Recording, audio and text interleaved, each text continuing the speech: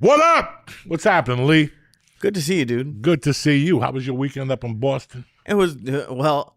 But wait, whoa. Okay. Before we get into anything, it's birthday. It's happy birthday, Lee Syatt. Thank He's 30 you. motherfucking 7. Look at him. 12 years, he's still not dead. You know what I'm saying? Oh, you my could God. say that he takes a licking Every and keeps year. on fucking ticking. I definitely had to be I on give him different edible combinations. I throw different defenses at him. I mix it up, and he's fucking survived. I love you, buddy. Dude, do you know how like Stanhope has like a death pool? Yeah. Do you think I must be on somebody's Yeah, with all no, those no. edibles? We You don't don't think so? At 300 pounds, taking We're on 2,000 the milligrams. big dick pool. That's what we're at, Jack. We don't work. Who's on the death pool, you fucking mook? You don't work like that. We're slinging big You dick just up said here. I'm still alive, which is That's right. That's good. We're both still Yeah. alive. I mean, listen, I met you. I was a little younger. Now I'm an old Billy Goat. That's when I was a young Billy Goat.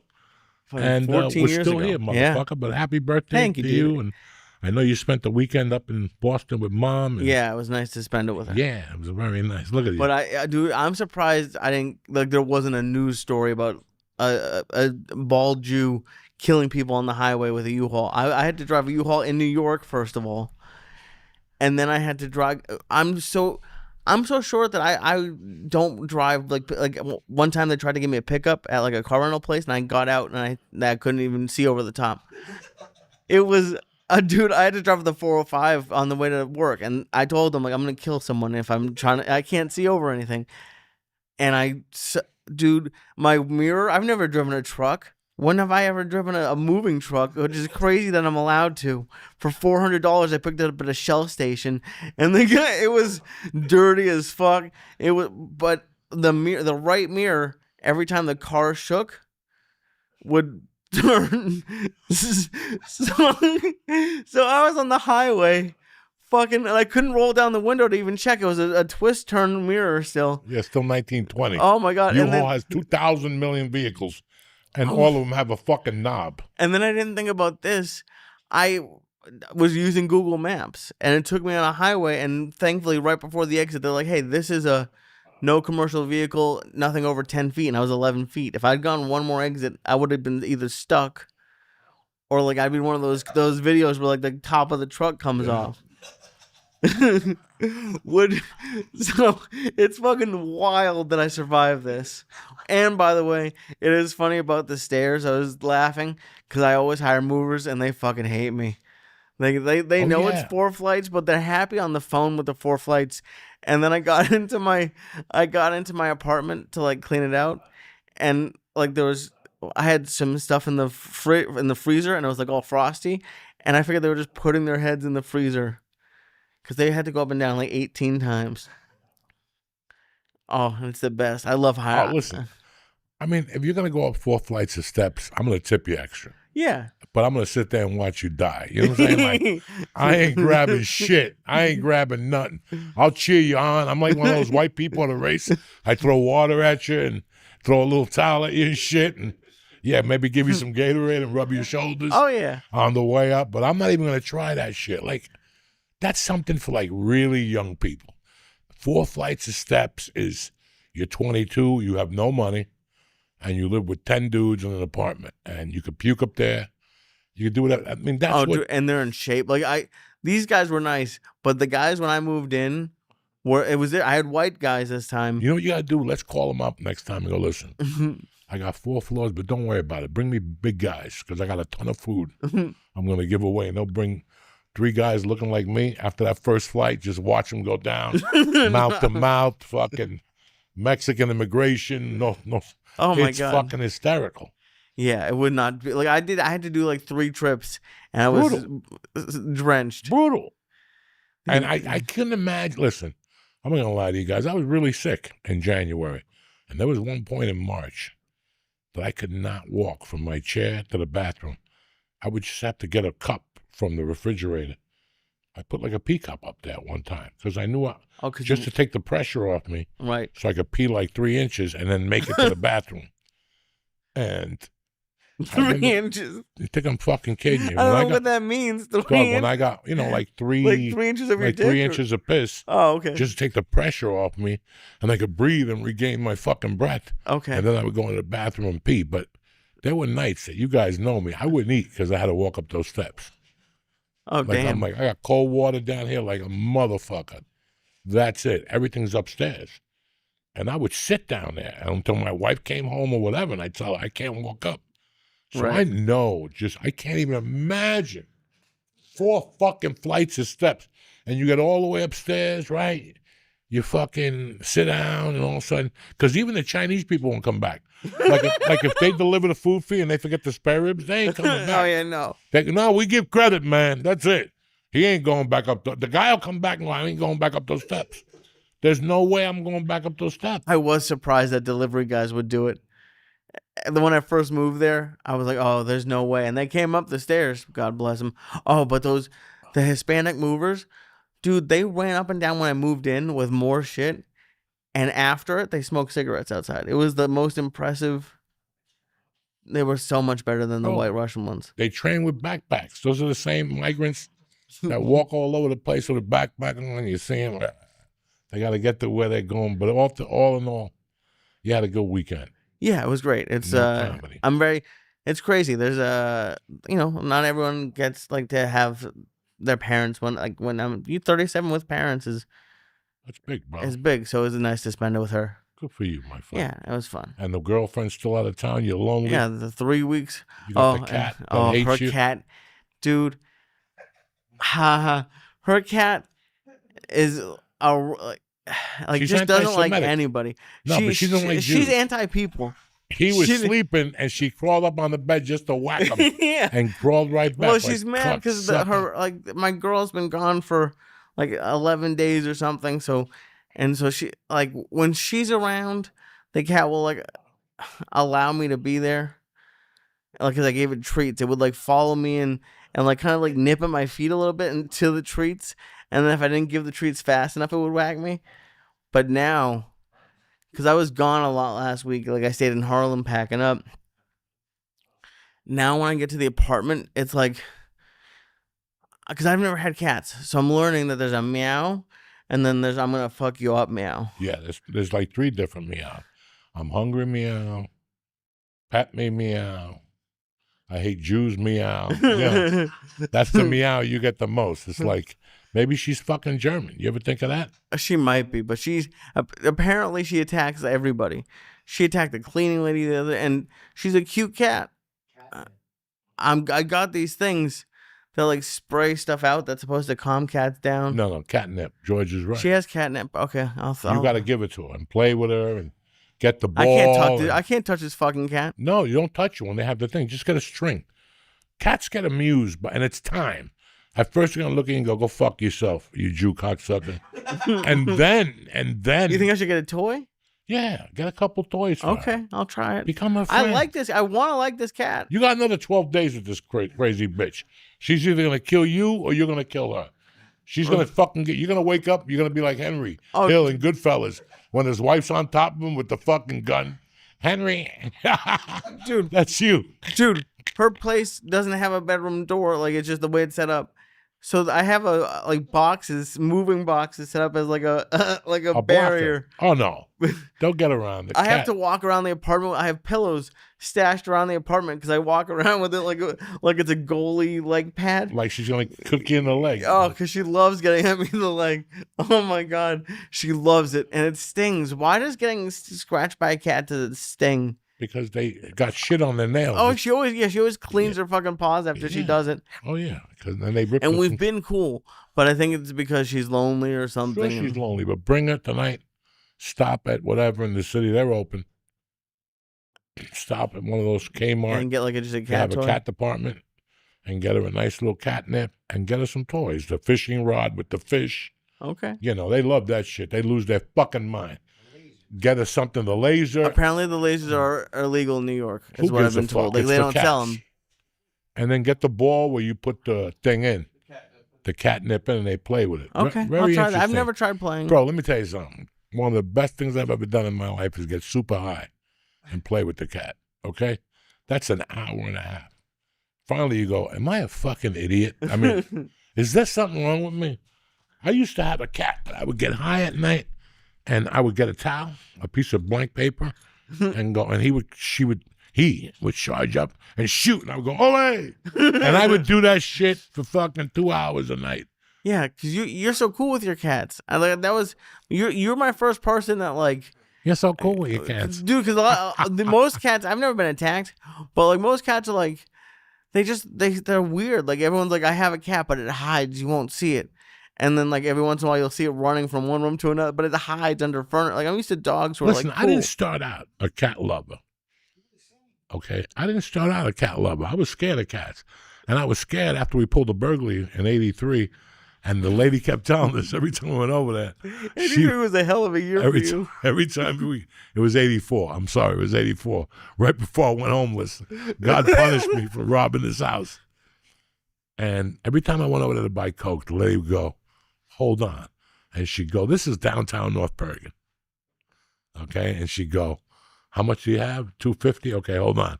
Let me go weigh it in the room, and I'll bring it back to you. This went on for 6 months. And finally, like when everybody goes over there, we all got together one night. And we're like, I forget what her fucking name was, Zorinda. She was Colombian, really pretty. And every time people went over there, it was 20 minutes to get your shit. 20 minutes. You had to go in the back and pet the fucking thing. So we had an idea that maybe she's got a bodyguard back there, or just the guy she's fucking back there. So one day we decided to just break into a house and find out for ourselves. It was a cat, one of those Siamese cats. Oh, no. And as my friend came out to throw the loot off the balcony, I never saw that. The cat flew, landed on his head, and clawed right here. And he's up there, and we're like, grab her off. And he's like, I can't. He's trying to grab the cat. And every time he'd get the cat this off, the cat would switch to this paw and would rip this. Oh, my God, it was hysterical. We got in the car. That motherfucker was bleeding. When I see him today, I always go, let me touch the cat scars. Fuck you. You still remember that, you motherfucker? And he still hates cats. No, and then I went to Aspen. And Steve Schiavone, his girlfriend, he had the dog, but she had 2 cats. And I didn't understand. Listen, cats are a fucking weird animal. I love my female cat, but I'll tell you, I'm the first one to tell you, she's a fucking bitch. It's all on her terms. And at the end of the week, you end up respecting that. The big reason why people don't like cats is because you can't go, come here, killer. They'll look at you and go fuck your mother, and walk the other way. And you're like, what the fuck? I feed you. I clean your little box. Yeah. I give you yum-yums. You feel they have to come to you on their terms. You have to treat them. If you're a man, you have to treat them how you would treat a female you were fucking trying to pick up. If you go after a woman, you're like, she's going to fucking leave.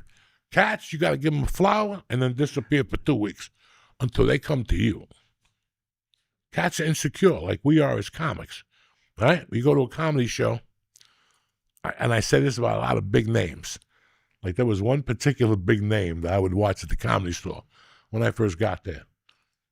And if you watch those guys, I'm with George, I'm with Nick, I'm with Lee, I'm with my best friends in the world, I'm having a good time. But I want to know why Polly is standing over there, and he won't come over. I'm not concerned follow me, guys, at all. In a psychological, I'm with my friends, right? But I'm concerned. Why isn't that motherfucker over here with us? I don't know what I'm getting. And that's you as a cat. That's a cat. Mm-hmm. If you go home chasing a cat, like when you get this catnip, you're gonna go home. You're gonna be tired. You're gonna open up this bag, and she's gonna look at you and probably swat you, just out of fucking Jew hating. You know how it is. She went to NYU. You know what I'm saying? She's saying free Palestine. Fuck yeah, Jesus Christ. And you're gonna go, fuck you, Joey. You don't know what you're talking about. Give her a couple days.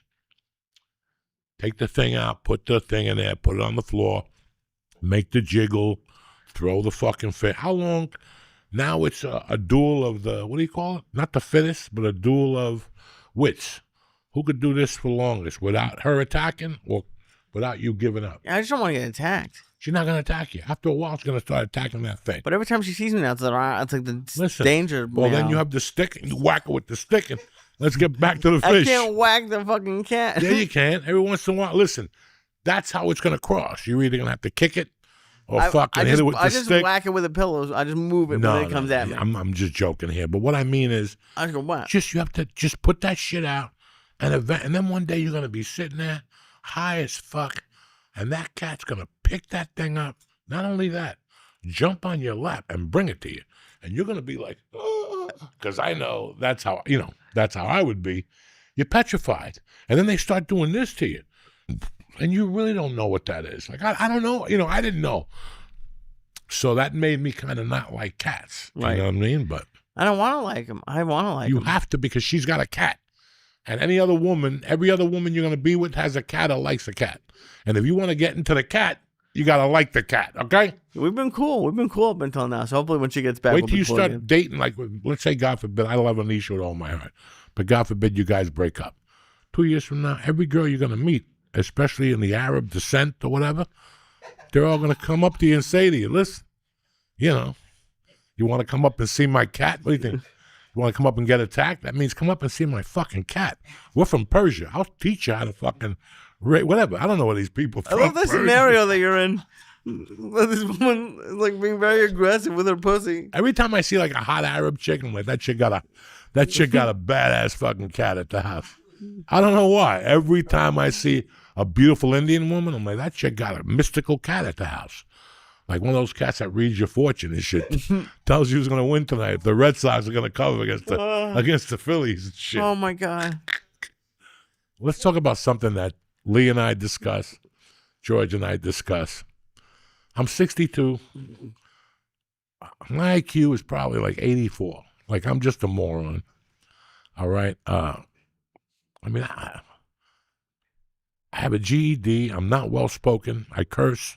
I'm insecure. I got a lot of problems. But when a guy like me has to go, and Lee and I ask each other this question every other day, when did the world get this fucking stupid? When did the world? I was telling my fucking wife that what we have now is not that we're dumb also. We have another thing that's going on. It's called nerds. I have never seen, even at the weed store. Listen, when we were kids, nerds didn't smoke weed. They fucking built models or whatever the fuck they did. They still do. What the fuck they did. You know what I'm saying? To get really high and like nerdy guys play computer games. They just stayed away from all that. I went into the weed store the other day, and I seen two kids. Both of them were 20. They're online. They couldn't look any goofier. The glasses, the braces, the curly, that new perm that these little faggots put on their hair to stick out. They both had those fucking shoes, Glocks. What do you call those? Crocs. What is it? Crocs. Crocs on. Right away, you're fucking losing with me. You're like minus 88 as a human being right now. And I'm a felon. You know what I'm saying? They saw me. The one kid looked at me, and all of a sudden they went back. I got my weed. When I walk outside, they're both out there. And they're like, hey, Joey, can you take a picture with us? And it's my birthday. And I'm like, sure. And I'm looking at these guys. Do you know what they were in there for? That their vapor pen was broken. And I'm like, so I'm goofing on them. They don't even know. And I'm like, so your vapor pen broke. They're like, yeah, man. We don't know what the hell happened. And I'm like, 30 years ago, me and George would just walk you into the back. We got a box full of vapor pens for you. A box. I'm going to give it to you for free. Come on. We would have beat them right there, George. Those two kids, you had to beat them. It's like that thing in L.A. People got me, well, what would you talk a girl? If I go into anybody and I go, hey, if I get you on stage, you're going to suck my dick? And they go, yeah. And you suck my dick. I'm going to keep doing it. You know what I'm saying? It's the same thing. I mean. That's quite the defense. Huh? That's cool. That's like I'm going to keep doing it. Yeah. If you're this stupid, do you understand me? If you go to yourself, wait a second. I've sucked this dick 18 times. I've never gotten on stage. And you go, okay, finally, maybe it's a joke on me. But what was I getting to? I'm not sure. Chiba Chews back in the house, Jack. We did about 400 milligrams and a fucking 120 of that pagan strain. Ay. So what we getting to? Who knows? I know, who knows? But how if you're Yeah, gonna people keep, are that stupid. if you're gonna keep falling for something as a human being, they're gonna keep doing it to you. You have to. There's always gonna be somebody who's gonna go. It's like the kid who told me, "Do you know anybody who takes How to Get Into the Mob?" And when I said to him, "Yeah, I got a guy in the Bronx," right there, you're like, if I'm gonna keep going until you bite. And he's like, "What do I got to do?" I go, "Yeah, let me call the guy," because I couldn't believe I was hearing this. And I'm like, "I'll come back in a few days." And I milked him perfectly, because if I would have gone for it, he would have known it was a scam. I went home and thought about it. Came back and listened. I talked to that guy in the Bronx. And I went to Kmart by my house and got a book of applications for 99 cents. And I ripped that application right off. They put it in a yellow envelope and put like Nicky Scars on it and gave it to him. Nicky Scars. And I'm like, "Fill this out, and you got to give me $2,000 in a money order. Yep, no names on the money order. Just make it out to cash." This guy did all this shit. So, why wouldn't I? Why would I stop? What am I going to do? Wait for him to give me the money and go, "I was just goofing on you." That's $2,000 and I need to pay the rent. If you're that stupid, I got to rob you. That was always my world. If you're that fucking stupid, I'm going to rob you. You cannot live your life like this. Anyway, Lee and I always have a segment in our morning conversations called "The World is Getting Stupid." And then my wife and I were talking about, just different things that I see that we're really fucking nerds. Like my neighbors, I thought they were like cool and shit. They tell me what concerts they're going to see. I stopped talking to them. Like I had to stop talking to them. What are they going to see? I'm not even going to disclose, okay? And they told me who their favorite comic was, and I'm like, done, blocked. Blocked. I don't even want you borrowing the shovel. You know what I'm saying? That's how much you're blocked. Like I'm to that point in my life, I don't want to hear it no more. Anyway, what are we talking about anyway? So something happened last week that I didn't really think about, because I'm not smart like you people. I don't jump on things right away. I need to process it. And then I run it towards the lieutenants here, and we laugh about it. And then I run it by my wife, because and I tell my wife exactly how I feel about a subject, and we had this conversation today. Let's start with it, nice and simple. How stupid can you fucking be? What was the other thing we talked about? When did the world become stupid? I'll tell you when. When a guy takes his side piece to see Coldplay. Oh, my God. That's when you're that stupid. See, this is we could do 2 weeks on this fucking subject, because this shows you what I'm telling people. Nick and I discussed this afternoon. I don't know. Everybody says he's worth $1.2 billion. Is that what he's worth, or is that what he's got in the bank? Probably worth. Okay, so he's probably worth $900 million cash. Somewhere there's $900 million with his name on it, his wife, whatever the fuck. After he gets caught cheating, that's still $450. Are you fucking kidding me? You took your stupid assistant to a Coldplay concert? For starters, you should get caught just for that, for going to see Coldplay. Because they're not the band is this worth cheating for. If you're going to cheat with fucking the Stones or fucking Ozzy's Last Hurrah in England. You went to Coldplay, you dumb fucking generic fucking Kool-Aid drinking fuck. Did you see him? Did you see how 100? What is he worth? Anyway.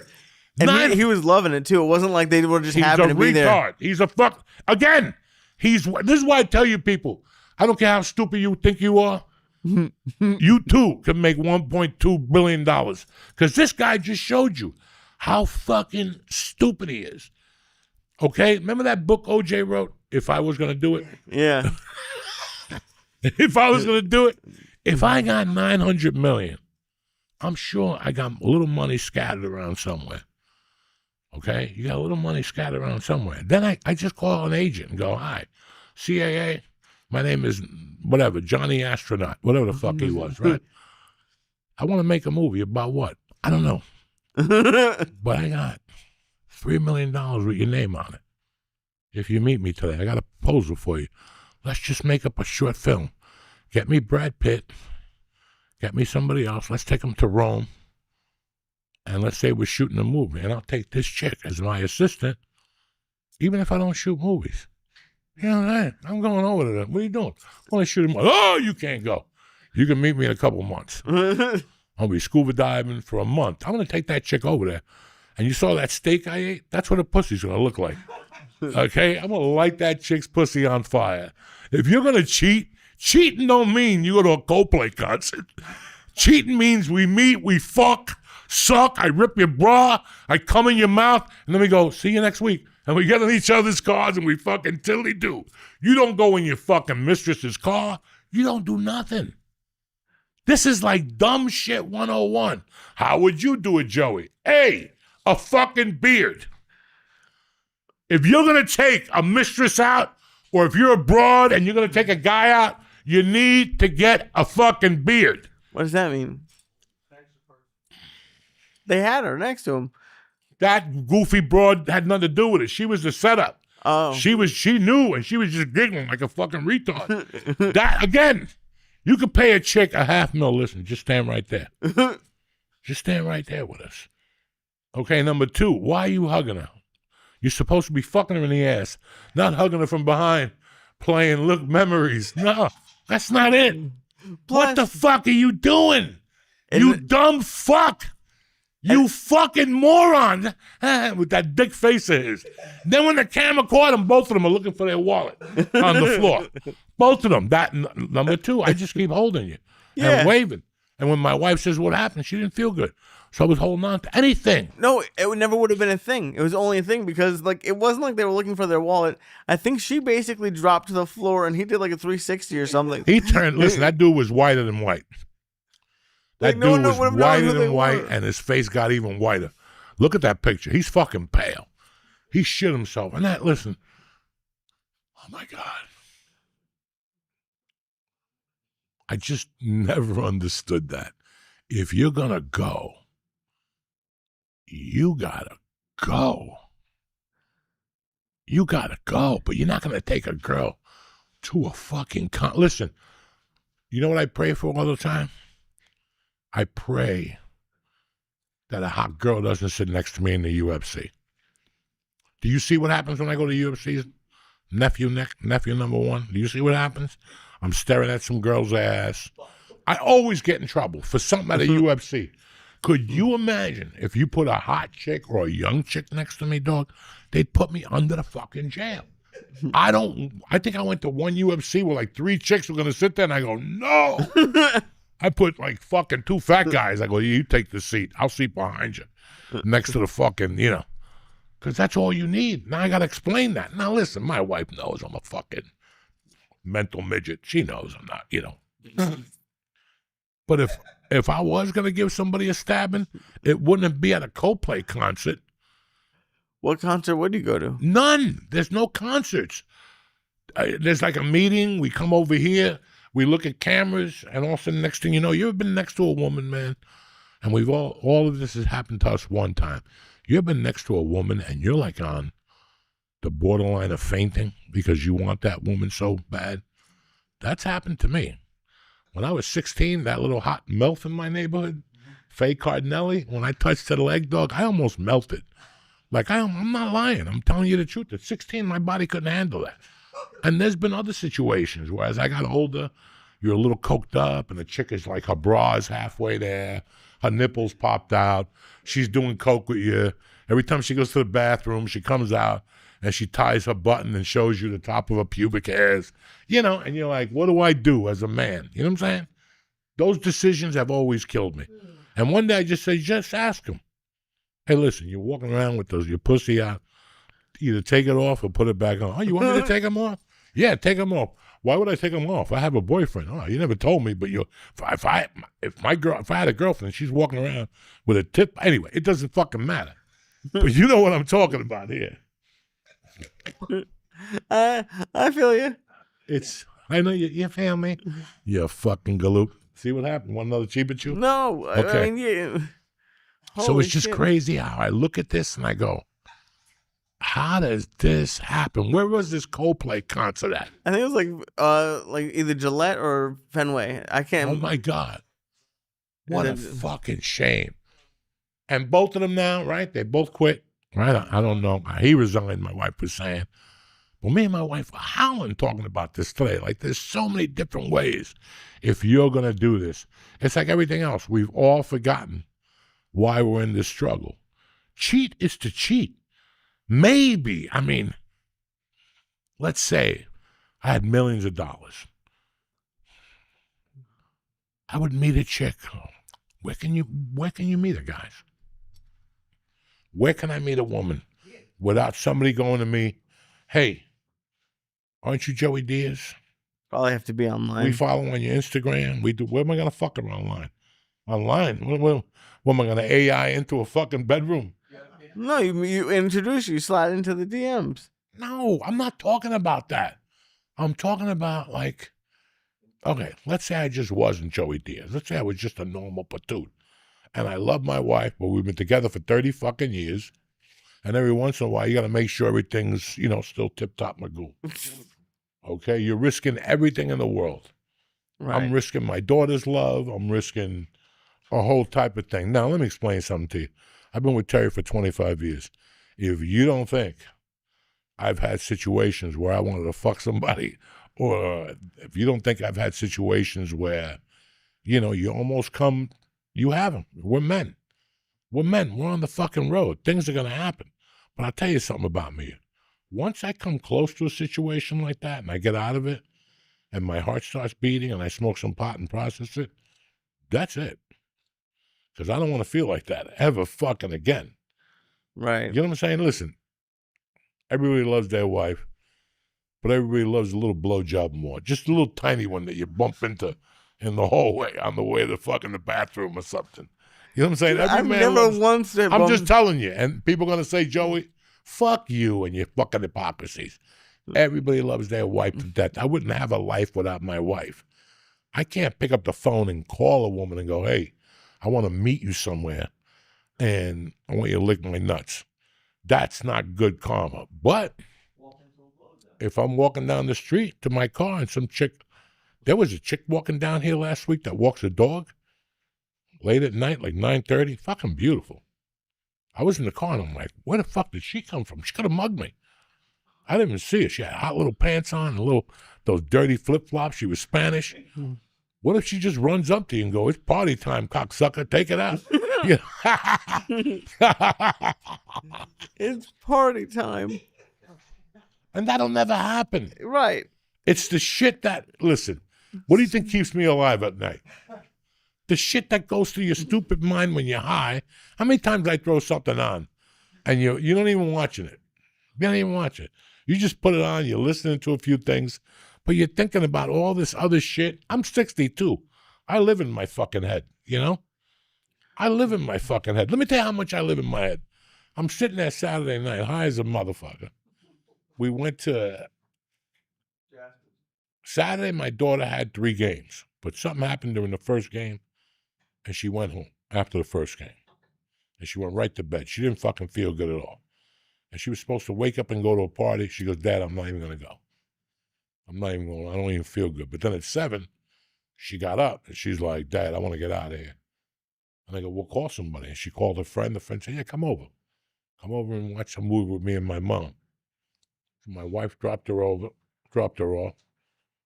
And I go, Terry, what the fuck? It was earlier. It was 6. The party was at 4. And Mercy's like at 5. She's like, I don't want to go. I just want to go to my friends. So I said, okay. We get in the car, me and my wife. We drop her off. And we just go driving around. I don't want to go to the same fucking restaurants, I go, let's get the fuck out of here. And as we're getting the fuck out of there, I see this restaurant. Everybody says, well, 2 people say it's fucking great. You got to go there. But the one guy's Mr. Health. And he calls it from the fucking tape, from the, what is it, Nick? From the farm to the table. So me and my wife went in there, dog. It's called Jasper Stone. And I didn't know what to expect. Now, my nephew brought it up to me, and fucking George. I usually don't do well with YU beef. But it was the special. I knew I was going to get seafood for my wife. My wife likes oysters, so I knew she'd get. So I asked for the half a tower. Thank fucking God. They gave me half the ocean on that mother. Huh? You ordered half a tower? Half a tower. They had a tower or a half. Doug, please. That's a lot on a half a tower. So I was like, holy fuck. So I ordered the whatever steak. not thinking of anything. Next thing you know, this little blonde guy comes up to me with a steak dangling from a chain. I'm like, did he even leave a suicide note, this motherfucker? It was a piece of meat like a head. I thought it was Jesus on the meat. If I was Mexican, it would have been like fucking...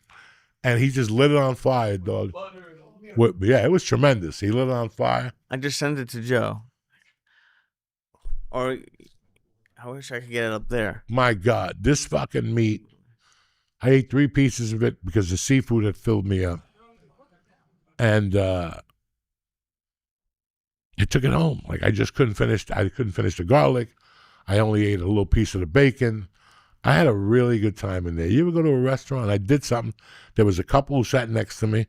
They were waiting for their meal, and I got my meal. And I looked at her, and she's like, "Oh, that looks yummy." And I go, "You want a piece of steak?" And she just looked at me. I go, "Take a piece of steak." And her husband was old school. He's like, "No, we'll take a piece of steak. Fuck your husband." I gave her a piece of that bacon, and she fucking loved it. And then after that, we were just talking table to table. It was BYOB. Okay. So you got to drink water like a motherfucker. It's like being in fucking... It's like being on that island in Florida with the alligators around and shit. They don't even get water twice a day. They don't even... That's a cold fucking place to be. Bro, they're sending those motherfuckers. Dude. But, yeah, that was a fucking tremendous meal. If you get a chance to go to Jasper Stone, please stop in there. Make reservations because they're busy as hell. So that's cool. It looked great. It did look good. It was, listen, to go to a new restaurant from time to time, it's like when I went to my nephew's over in Smith and Walensky. I was happy for a week. You guys knew that. I was happy. And it was simple. It's not like I came back, oh, the fillet of many lobster. No, just a fucking steak, dog. I am surprised you got the one that they lit on fire. Well, I didn't know they were going to light it on fire, but, It didn't say that on the menu? But just the thought of they light a meat piece on fire and shit. Like, I've been to restaurants where they used, you cook the meat on yourself. It's Korean. Yeah. Or the blowtorch or whatever the fuck they do. I never got a blowtorch. Yeah, the Korean one has the rock. Yeah. With the fucking holes underneath or something. With the coal underneath? No, or just a grill. Right. And then, listen, I don't know. I'm not hip with the fucking menus. But what is this one? Lobster tail, the oysters. What was that? Weren't you talking about a different one? No, I didn't say anything. About cooking in front of you? Korean barbecue. There was Korean barbecue. Then there was a place 20 years ago. Me, Felipe, Gabriel. It was in Dallas by the Dallas Improv in Addison, Texas. They opened it towards the end. And you went in there and you picked out vegetables. And then there was like a circle, like that thing in Midnight Express when the Turkish people with the hash walked around the circle.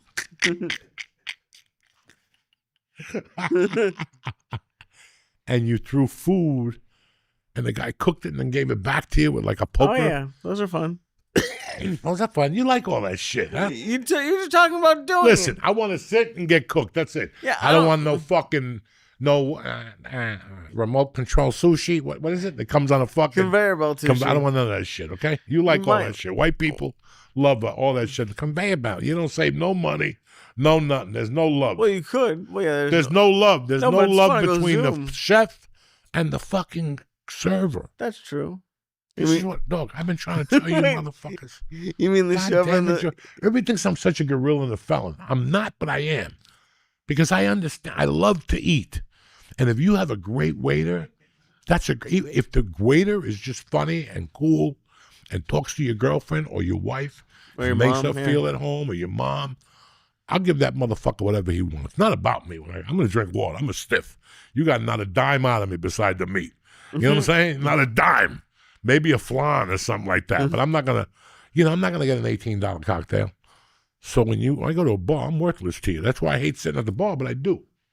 Right. Because I know from my mother having a bar, that fucking seat needs to generate a certain amount of money per hour. That's how I was raised. So when I sit at the bar, I'm like, oh, this seat should be making $32 an hour. Here I am drinking water with ice cubes. That's why I always get a soup or something to compensate. You see, guys? The small details. If we're gonna rock, we're gonna rock. If we're gonna roll, we're gonna fucking roll, Lee. I get that. Back to that dumb motherfucker that cheated on his wife, that fucking moron. 1.2 billion, that's how you do it. Oh I might not sleep at night. I'm so fucking angry about that. Why are you so mad? Because just the stupidity, the bold.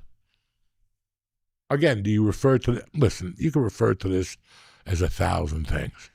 This ain't nothing about having money. At the end of the day, he's just a dumb fuck. He's just a dumb fuck. His wife don't suck his dick no more. So, look at the kid behind him with the glasses. That's the kid that came up to me. Yeah, that's the kid that came up to me at the weed store. That's a little half a fact. Yeah, look, he's clapping. She's turned around. And now she's telling her, I'm supposed to be at my kid's bitty basketball tournament. Meanwhile, I'm up here fucking about to blow fucking Johnny Stupid. And now you ain't got a job. It was pretty funny. I don't follow her. But I saw, she's an annoying little fuck. But I saw her walking on the red carpet a couple of weeks ago with a little chicken ass. And I started following her. I can't wait to find out who you're talking Bethany about. Frankel. Oh, Jesus That Christ. little, oh my God. She went to some walkway. I saw it on CNN. I'm like, who's that hottie? She was fucking walking down. I'm like, I told my wife, look at her, with that little chicken ass, shaking it and shit. And then I read something about her. She attacks fat women. Did you know that?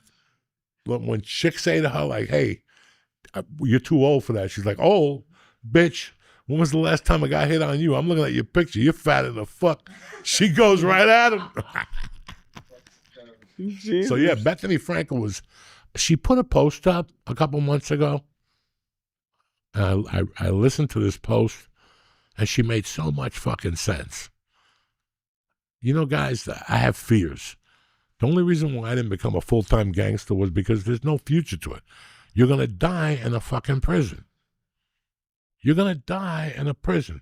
Show me one guy who hasn't. Show me one guy who hasn't. Who? The fucking Jew? He died in his own prison because they were watching him constantly. He's my favorite Jew, too, Meyer Lansky. Oh. He didn't die in a prison. He died in his own terms, but he was watched. The FBI parked a fucking tent up his ass the rest of his life. Put me in jail. My uncle in Miami, all the construction jobs and those houses and the boats when we were kids. And he fucking went to prison, got out when he was 66. Did 9 years. Golden time of your fucking life.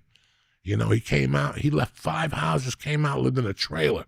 And then in 91, that hurricane down there fucking cleaned out his fucking trailer.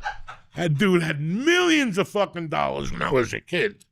So I saw that shit, and I'm like, hey, man, that's not a good way to fucking end your debt. Because once you come out of prison at 71, you got nothing. Social Security, you got nothing. They took everything. You got to assume they took everything, and you had nothing to start with. If you had something, you would have been in prison anyway, you dumb fuck.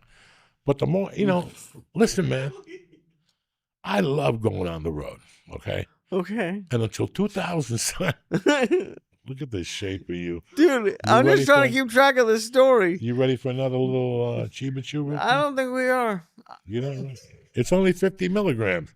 It's your birthday, Lee. This is what I'm talking about, guys. I got a top jock. Come on, Lee. 50. If you want to split one, I'll do. You want to split one? What's the difference between 25 and 50? A lot. That's like a chick that sits on your face. What's the difference? 25 pounds or 30? Nothing. You're still going to smell the root of a muffler. So, anyway, I want to talk to you what was done to me. I am ready to fucking live again. I don't know if you guys know this, but we had a rough year this year, It was a little tough at first to digest because we all walk around thinking everything's cum si, cum sa, but there you are at 4 a.m. and you're in the hospital and you can't even bang one out because the Filipino nurse is coming back in 15 minutes. But all seriousness, I got out of there in March and I was like determined, and then I had what is that when you blow something up? And shrapnel. I had shrapnel from the hospital.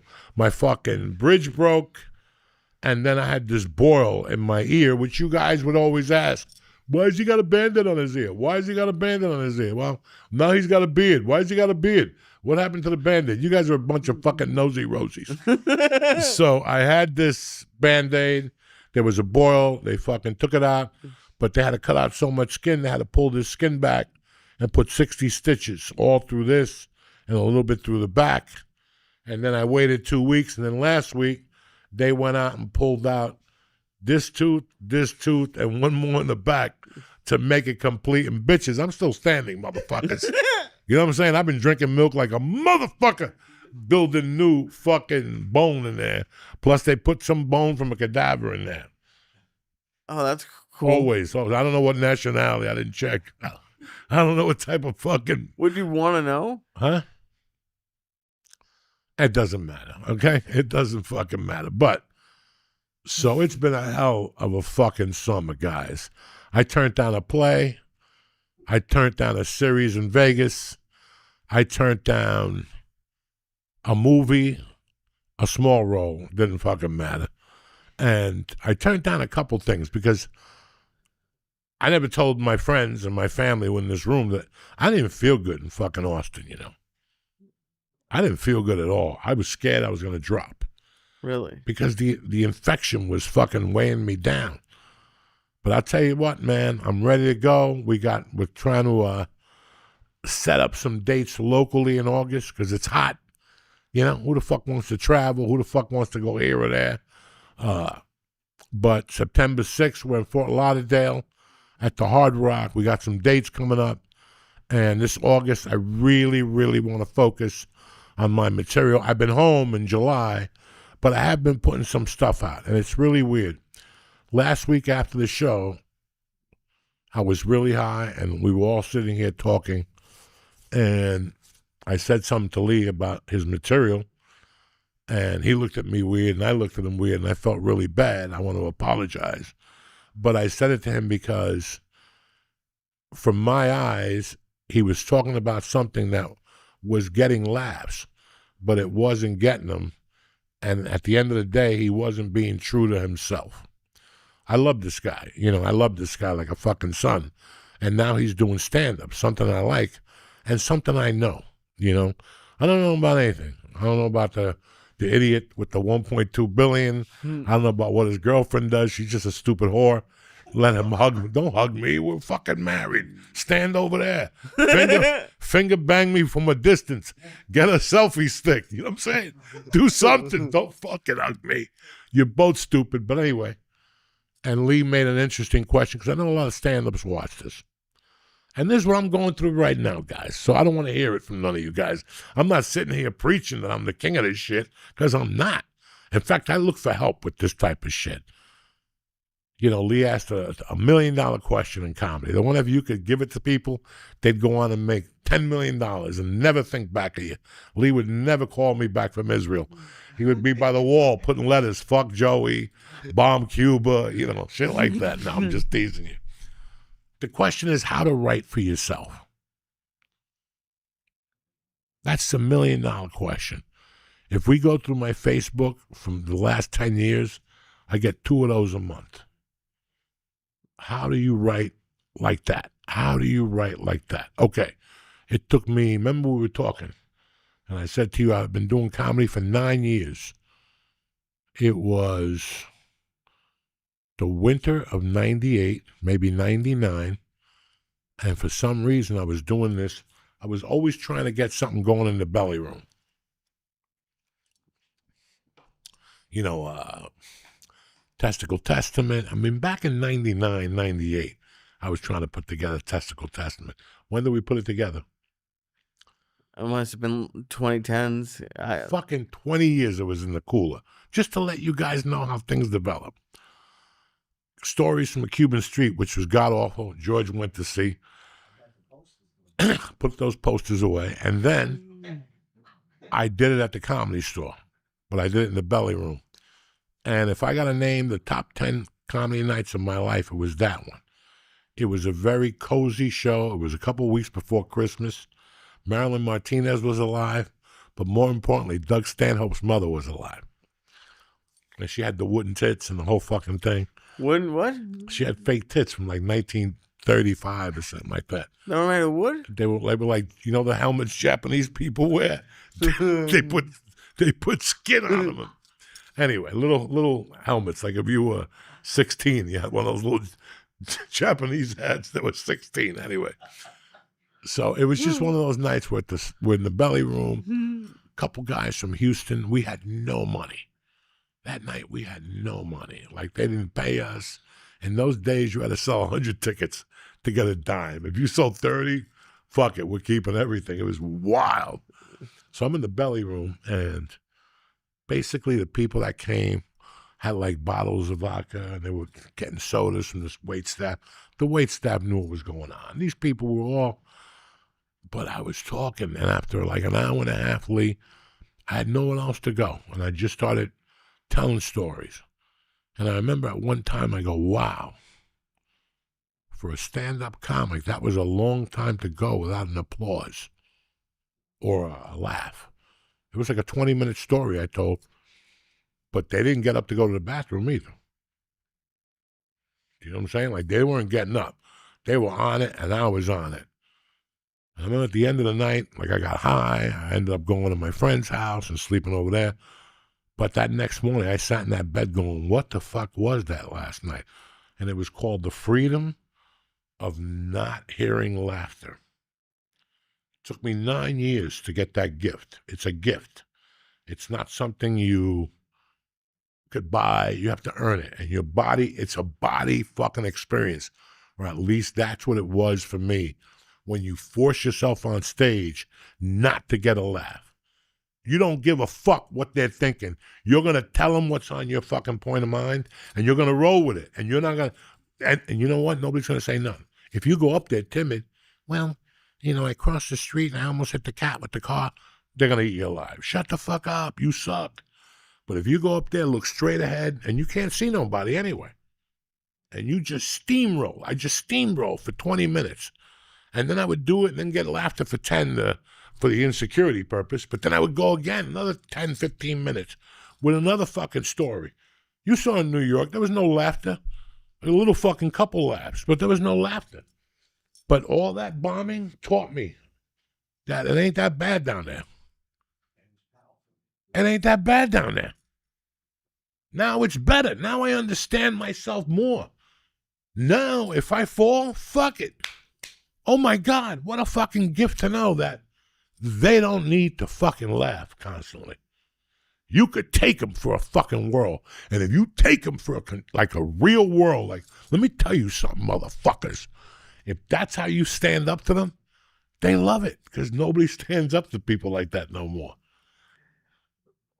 And like, what do you mean stand up to the crowd? Like, that's what I don't really understand. Listen, man, we're, as stand-up comedians, we are, what's the word I'm looking for, gentlemen? I got 800 milligrams of me. You got to help me out today.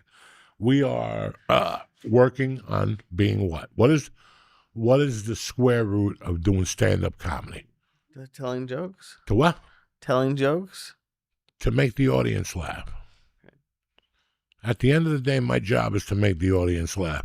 What if I'm a deaf mute? You ever think of that? What if I'm a deaf mute, but I will go up there and get a hammer and hit my fungi toenail for 10 minutes straight till it bleeds with commitment, okay? I'm not talking about, ow, that hurts. No, bam, bam, bam, bam. Like, just hit it for 10 minutes straight till you're sweating, your toes bleeding. People are going to go, ew, whatever. You're going to have some people with blood on their face, some fungi juice, but you committed to it. You took them on a ride. Yeah, half of them got up and left. Fuck them. Who gives a fuck? And that's an attitude that we don't have. We, God forbid, we offend somebody. This is what you're instilling in the new comics. God forbid we're in what's the word I'm looking for? God forbid we insult somebody. Listen, I'm not saying that you come to my show and I call your wife a four-eyed cunt. That's not the word. That's not making people laugh. That's a real stupid insult. I'm talking about insult your credibilities, what you believe in. Whatever the fuck I may say that. The Jesus Jews are the Jews that killed Jesus. Jersey Jews. When I say that joke, I see a lot of people's faces tighten up from time to time. Jersey Jews are the ones that killed Jesus. Oh my God. Things like that will make people, and then they're like, what the fuck? He's just goofing around. Yeah. You know how many people have come up to me since Newark and sent me messages about my cat doing coke? You know how many people like fucking, like, it's such fucking bullshit. And you know it, but you love it. You love it. Back to what we were talking about, Lee. Writing for yourself, that's where that comes from. When I want you to start writing psychologically, if I put you in that fucking corner over there with your nose in the fucking corner And I'm like, and made you tell me something in the dark funny until I pulled your fucking nose out of there. You know, and that's what it's like to bear, to go up there and go, I don't give a fuck if they laugh. Listen, when somebody pays a lot of money to come see me, I do not want you to think that's the attitude.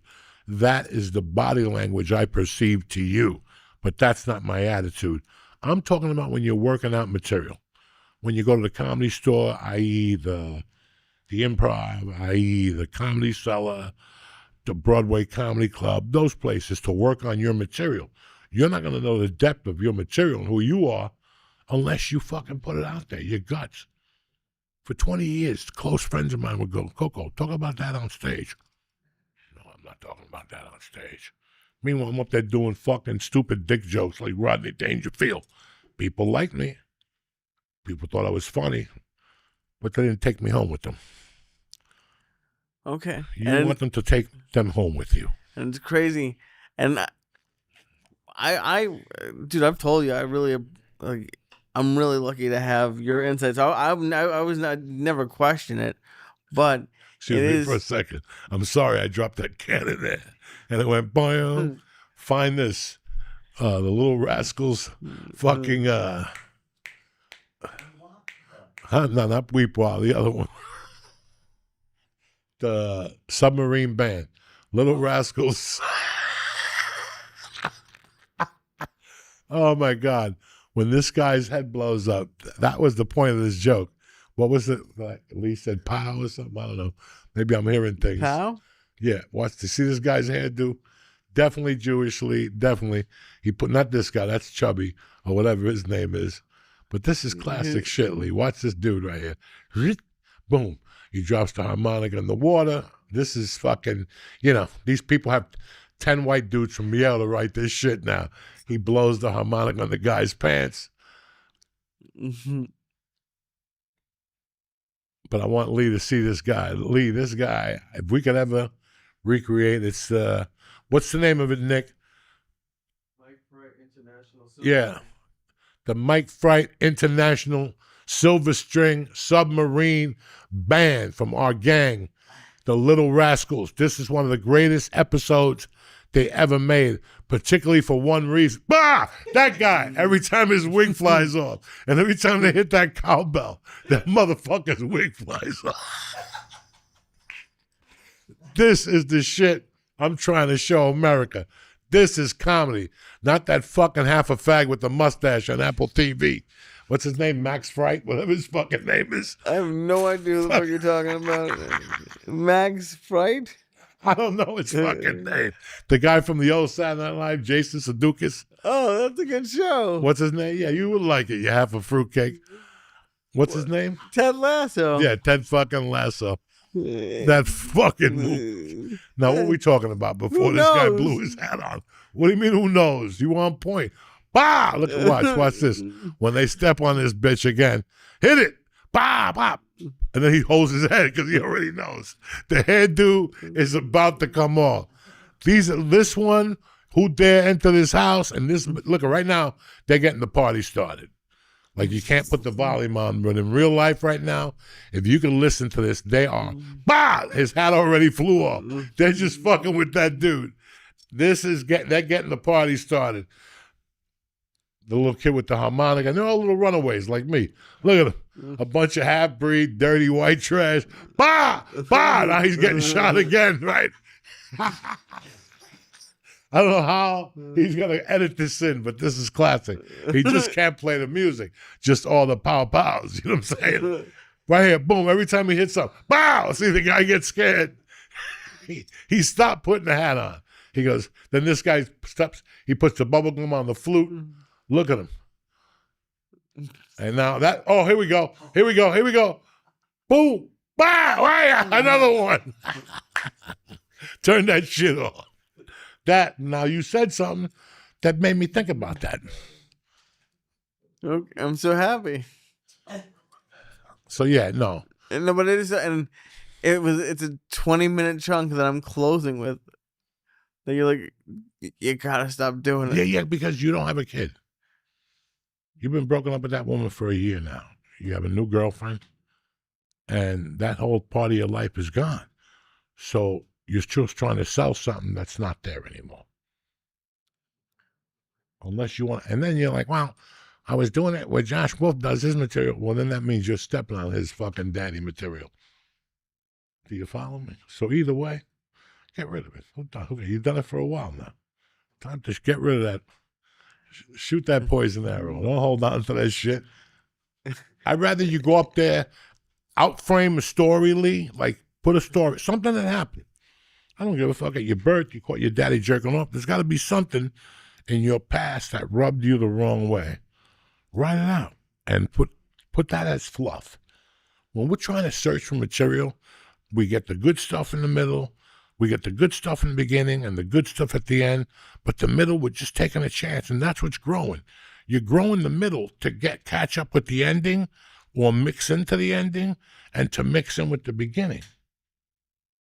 Why are you looking at me like that for? Because I wish I knew what you were saying. There are beginning and endings. And you have a set. It's 30 minutes. Right. You put together some very funny topical, not topical like it's going to be gone next week. You put some very nice material together. And it goes around 12 minutes. You got them going strong. Then at the 12-minute mark, something happens for about 4 minutes. They adjust, because you've just been beating the fuck out of them for 12 good minutes. I want you to know what 12 minutes of constant laughter is. Their hands are up. Like they're like, fucking stop. Then you take like a 4 fucking minute, 2 minute, whatever, readjusting for material. And you might pick up another 3 or 4 in there. That's good. Then you might frail again for 4. Dog, the best people in the world do this. This is not just me telling you from this.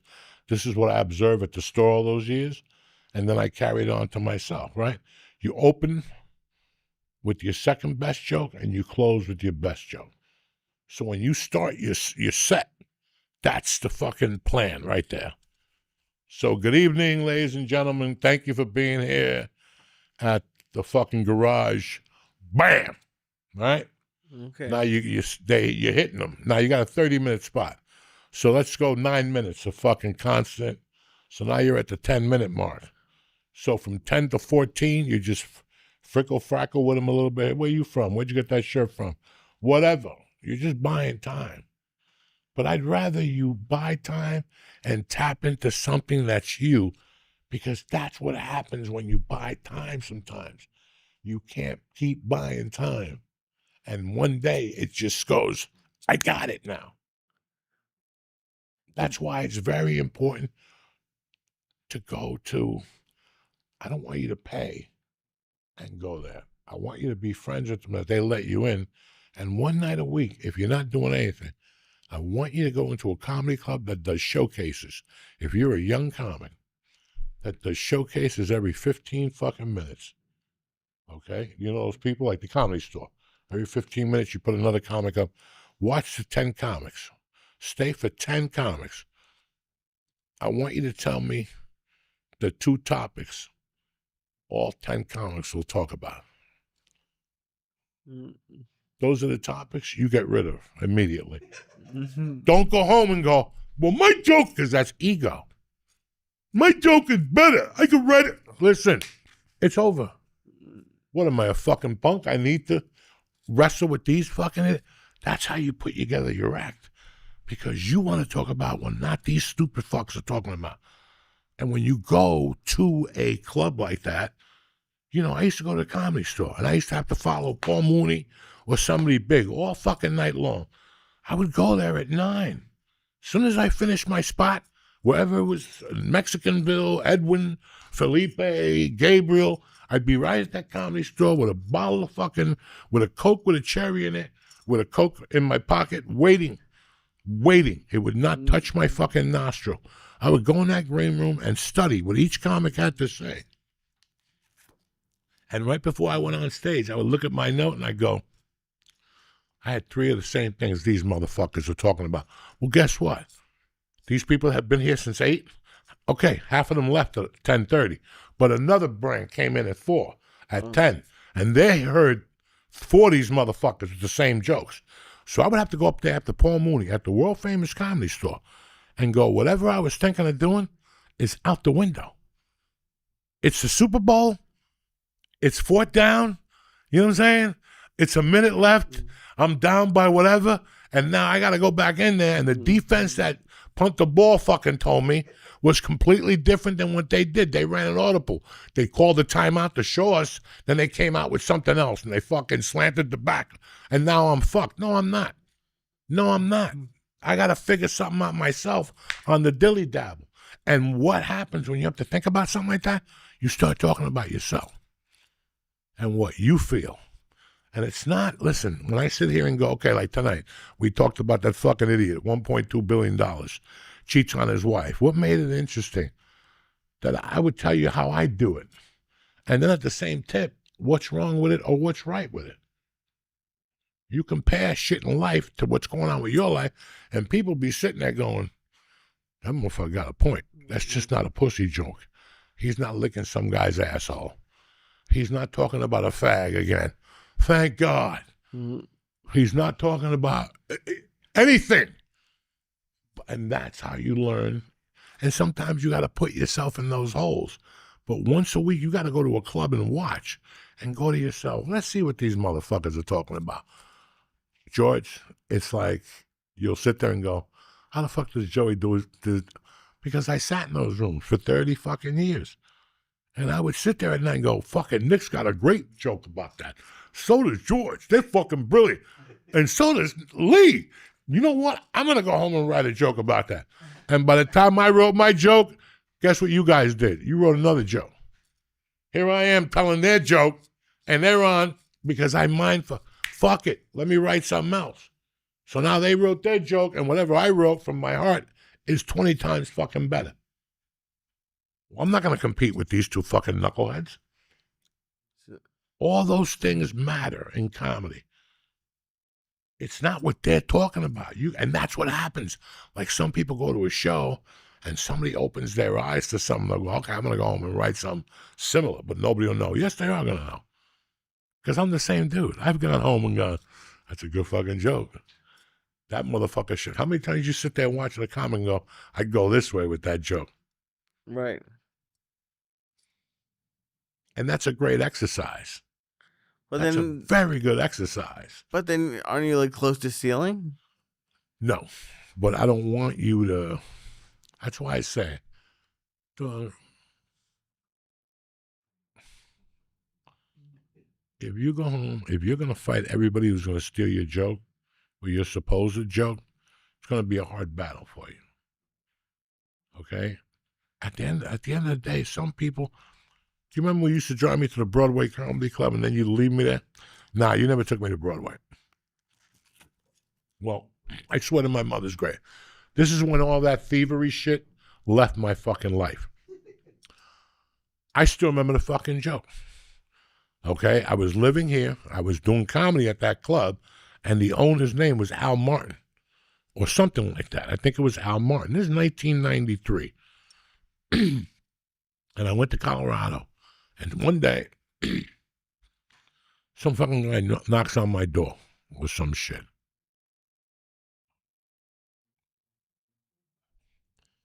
And the guy came in, and this guy wasn't a Jehovah's Witness or an Amish. He was something completely different, George, like a 7-day advantageous, whatever the fuck those people are, right? Like one of those. I'm not even saying it was them, but it was some religion that was off the chart. And I remember going, Guy, I'm going through a divorce. You know what I'm saying? I shouldn't even be opening up the door. There's a fucking car. There's a tow truck looking for my car. I had an Acura. I had it hidden in Manny's garage. I couldn't even drive it anywhere. I had to fucking put like a tent on at night, like the Batmobile and shit. They knew every comedy club I was at. You guys want to talk about pain? I got pain, motherfuckers. So what was we talking about here? What were we talking about, George? Something good. Come on, Lee. You're like Johnny Zombo there, goddammit. I wonder why. And what happened? Talking about a joke on Broadway. So I went up on stage that night, and I was living in Denver. I moved from New Jersey. It was December of '93, and I go up on one of Jimmy and Beta's shows, and I was thinking about that dude that knocked on my door and said to me that he was 7-day, whatever, advantageous, whatever. And I'm like, I never heard that one before. And I remember those times I used to sell neon. And I used to carry a little notebook with me, a little yellow pad, like to put where I delivered neon. And if I had a joke, I'd write it on the pad in the car. And I wrote, what if a guy came to your door that was nothing? Like, what if a guy came to your door one day and said, hi, my name is Nick. I ain't nothing. I want to sell you a piece of paper for $1, but I ain't nothing. You read it if you want, or something like that. It was some joke, and I think I had atheist in the word. One night later, every night I used to watch The Tonight Show then. Watching The Tonight Show tonight, Al Martin, and it's the guy, and I'm like, oh, shit, Al. 2 jokes in. He goes, you ever have an atheist knock on your door? Dog, I almost fell off my fucking chair. And that's when I go, I get it. It's going to happen. And people, oh, 2 brilliant minds. No, 2 fucking stone minds. Okay? If the guy, you know what I'm saying, guys? So things are going to happen.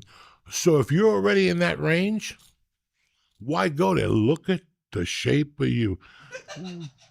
You look like the guy that shot John Lennon. You look like fucking, look, put a picture up of Black Ozzy's drummer from the fucking ceremony. He looks like Lee. No, the drummer. You see, he looks like he took his shirt off at the show. Poor fucking, whatever his name is. That's who you look like right now, Lee. You're all fucked up. You got to stop eating those edibles. I agree. That's not him. Ozzy in London, whatever the fuck, England, whatever. Ozzy in England. Drummer, whatever, yeah. That's Tommy Aldridge. I wish I had that hair. No, that's not you at all, Lee. Keep going. Just put up there Ozzy Osbourne final show.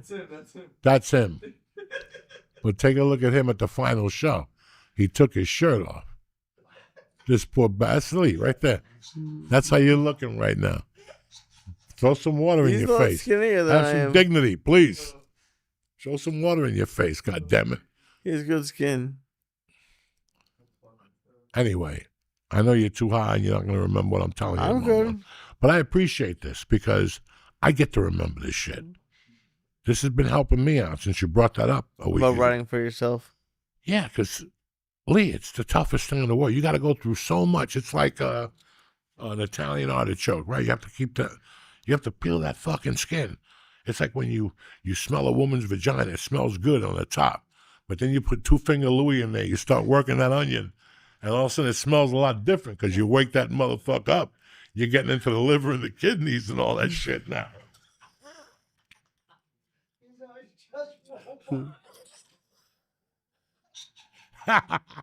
Look at the liver and the kidneys. Oh, that's when you got everything involved. A little bit of the fucking, you pop the connecting wire to the asshole, and at least you like get a car and it pops, and the steam comes out. And you gotta ask your father for black tape. Dad, get the black tape. I was gonna say, can you fix it? Can you reconnect it or no? No, they're pinga. So yeah, I'm happy that you bring these up because then I go home. And that's what I do. This is the stupid shit that I do at night. And in the morning, I get up early, Lee, and I try to, I pee, I wash my hands, I brush my teeth, I drink my coffee. And then when everything's settled, I try to get as high as I can in the morning because that's the highest I'm going to be. I don't answer the phone. I don't do nothing. I sit in front of that computer. I put on fucking music, and I sit downstairs with earphones on that aren't even fucking charged. They're those Beats that are not even charged. I don't even want music in there. I want silence. I want to hear the music through the fucking iBeats, but I put on airplane mode, and you don't hear nothing. You hear. So you have a double headset? What's that? You put like AirPods in, and then you put like a big one over it just to sound. No AirPods. I couldn't put AirPods in because of the fucking boil in my ear. I got beautiful AirPods. I won them from DraftKings. I got beautiful fucking air, like fucking. My wife and Mercy were like, "Where'd you fucking get those?" I don't know. DraftKings. DraftKings hooked the motherfucker up. Lee, look at the shape of you.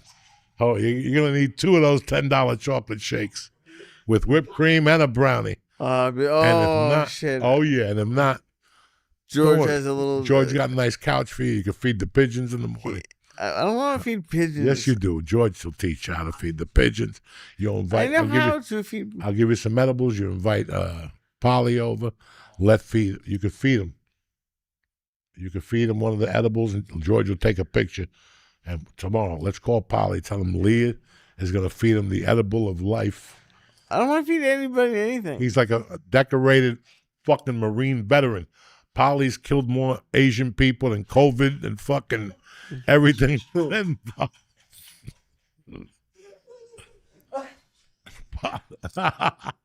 Polly's going to walk around Cliffside, big dick in it. You know what I'm saying? With his fucking Polly, I want you walking around Cliffside with a garbage bag, a fucking sweeper, and a big dick and like an army medal, 2 Marine medal stapled on your chest like an animal. Siempre fui. You know what I'm saying? What is it? Siempre fi, fui, whatever the fuck. I don't know. I didn't take French class that year. What do we got next week, Lee, beside the hospital tonight? Look at the shape of you. Well, if I survive, okay, I'll be at St. Mark's Comedy Club Sunday at 7:30 for the competition. Okay, tell them about this competition so people show up. If you're going to support this, if you're going to support Lee Syatt, this is the night he needs it. Sunday. What time? The 27th at 7:30. 27th at 7:30. I will be in Bulgaria with my assistant. I'm going to take her down there, give her a little stabbing. And you know what I'm saying? And that's how I will be. I don't know where I'll be. Maybe I'll go up there and cheer you on. But if you're in Manhattan, please stop in and cheer Leon at the, what is it? The Manhattan? St. Mark's Comedy Club. The St. Mark's Comedy Club. St. Mark, where's the address? It's on St. Mark's Place. St. Mark's, what's the name? It's St. Mark's Comedy Club.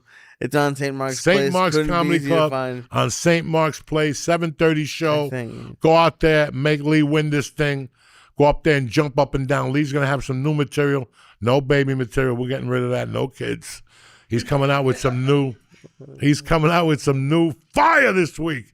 Fucking Jew, everything. Fucking cars, Netanyahu's mistress. He don't give a fuck, Jack. Anyway, I love you, cocksuckers. Have a great week. I got no dates. I got nothing. I'm still recovering. I got no teeth. You know, I don't even know why I'm ordering steak. Look at this. I love you guys. Happy birthday, Lee. Look at, all right, Lee. Cocksucker. Look at the shape of you. Mom, I have so much cotton mouth. You're getting chocolate on the microphone. Oh. Jesus Christ almighty. Happy birthday, buddy. Happy birthday, my brother. We love Leah.